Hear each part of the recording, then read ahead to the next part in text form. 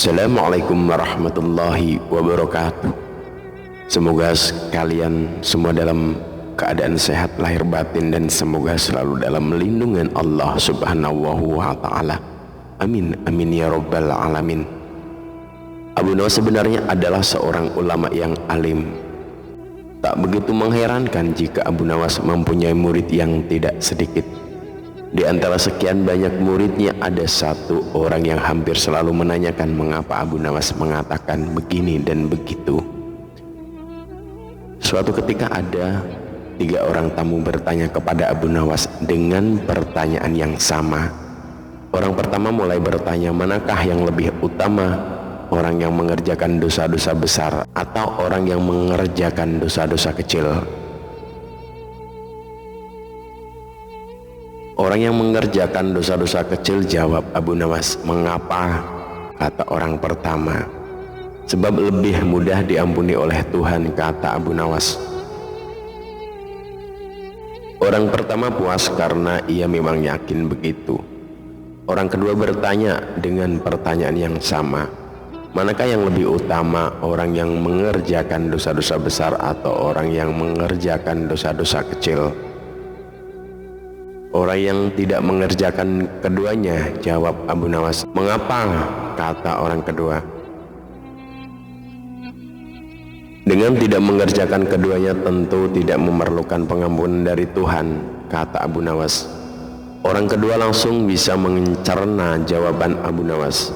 Orang ketiga juga bertanya dengan pertanyaan yang sama. Manakah yang lebih utama, orang yang mengerjakan dosa-dosa besar atau orang yang mengerjakan dosa-dosa kecil? Orang yang mengerjakan dosa-dosa besar, jawab Abu Nawas. Mengapa? Kata orang ketiga. Sebab pengampunan Allah kepada hambanya sebanding dengan besarnya dosa hamba itu, jawab Abu Nawas.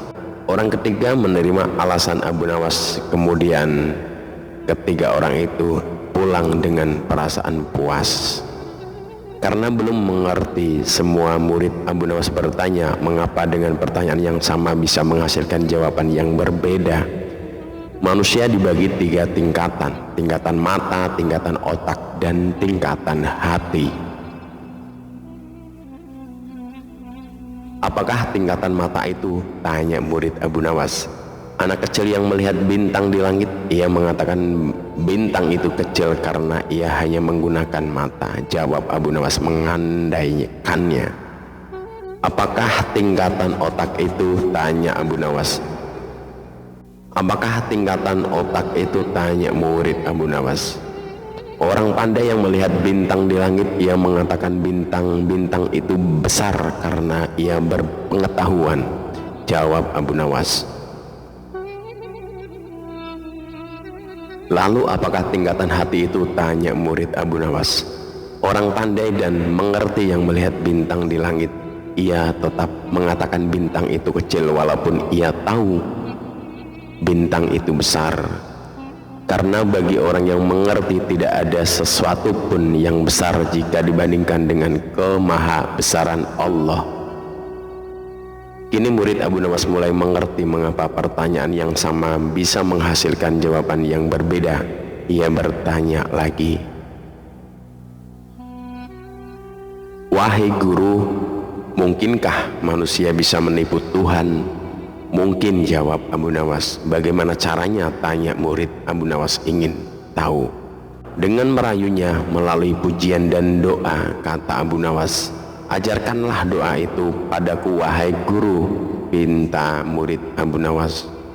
Doa itu adalah ilahi lastuhi firdaus ahla wala aqwa alan naril jahimi fahabli taubatan waghfir dzunubi wa innaka khafirus dzambil adimi. Sedangkan arti doa itu adalah, wahai Tuhanku, aku ini tidak pantas menjadi penghuni surga, tetapi aku tidak akan kuat terhadap panasnya api neraka.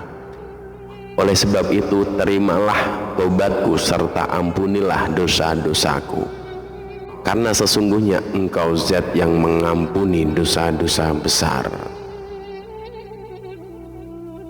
Kadangkala untuk menunjukkan sesuatu kepada sang raja, Abu Nawas tidak bisa hanya sekedar melaporkannya secara lisan.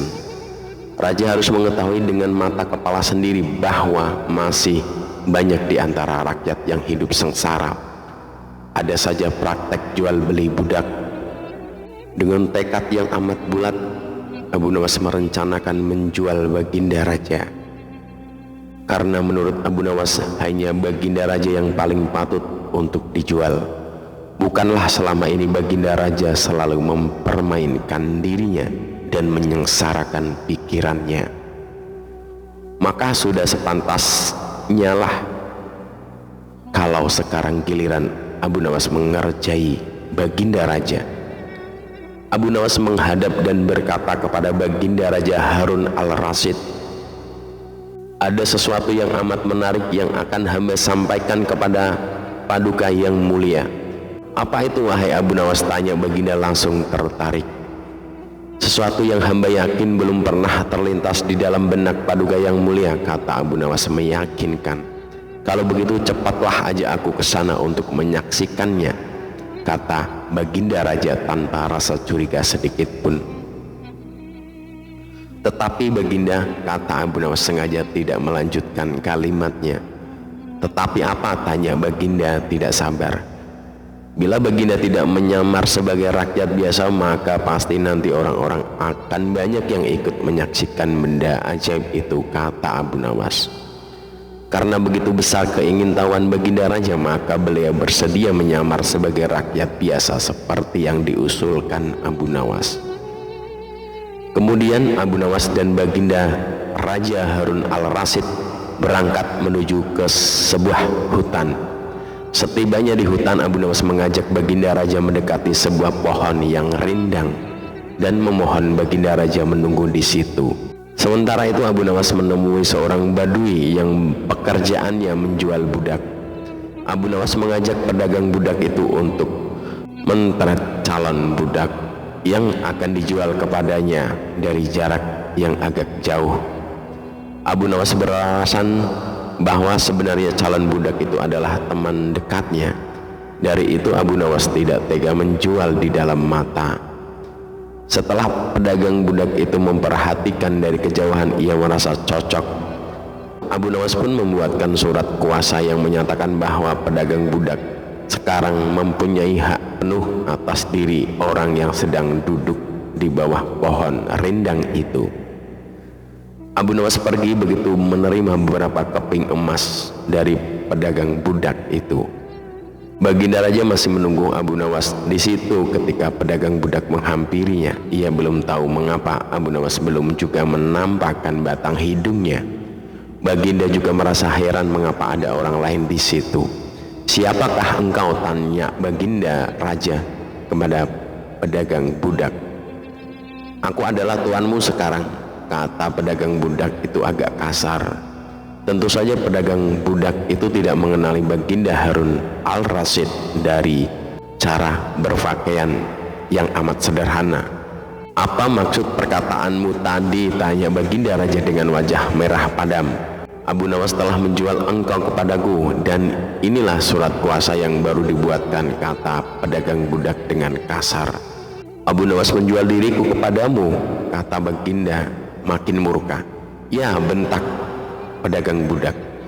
Tahukah engkau siapa aku ini sebenarnya? Tanya baginda heran. Tidak, aku tidak perlu, kata pedagang budak seenaknya. Lalu ia menyeret budak barunya ke belakang rumah. Sultan Harun al-Rasyid diberi parang dan diperintahkan untuk membelah kayu. Begitu banyak tumpukan di belakang rumah badui itu sehingga memandangnya saja Sultan Harun al-Rasyid merasa ngeri, apalagi harus mengerjakannya. Ayo kerjakan. Sultan Harun al-Rasyid mencoba memegang kayu dan mencoba membelahnya. Namun si badui melihat cara Sultan Harun al-Rasyid memegang parang merasa aneh. Kau ini bagaimana? Bagian parang yang tumpul kau arahkan ke kayu. Sungguh bodoh sekali. Sultan Harun al-Rasyid mencoba membalikkan parang hingga bagian yang tajam terarah ke kayu. Ia mencoba membelah, namun tidak saja. Pekerjaannya terasa aneh dan kaku bagi si badui. Oh beginikah derita orang-orang miskin mencari sesuap nasi, harus bekerja keras lebih dahulu. Wah, lama-lama aku tak tahan juga, gumam Sultan Harun al-Rasyid. Si Badui menatap Sultan Harun al-Rasyid dengan pandangan heran dan lama-lama menjadi marah. Ia merasa rugi bahwa membeli budak yang bodoh.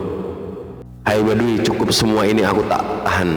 Kurang ajar kau budakku, harus patuh kepadaku, kata Badui itu sembari memukul Baginda. Tentu saja raja yang tak pernah disentuh orang ini menjerit keras saat dipukul kayu. Hai Badui, aku adalah rajamu Sultan Harun al-Rasyid, kata Baginda sambil menunjukkan tanda kerajaannya. Pedagang budak itu kaget dan mulai mengenal Baginda Raja. Ia pun langsung menjatuhkan diri sembari menyembah Baginda Raja. Baginda Raja mengampuni pedagang budak itu karena ia memang tidak tahu. Tetapi kepada Abu Nawas Baginda Raja amat murka dan gemas. Ingin rasanya beliau meremas-remas tubuh Abu Nawas seperti telur. Sekian, semoga terhibur dan bermanfaat. Wassalamualaikum warahmatullahi wabarakatuh.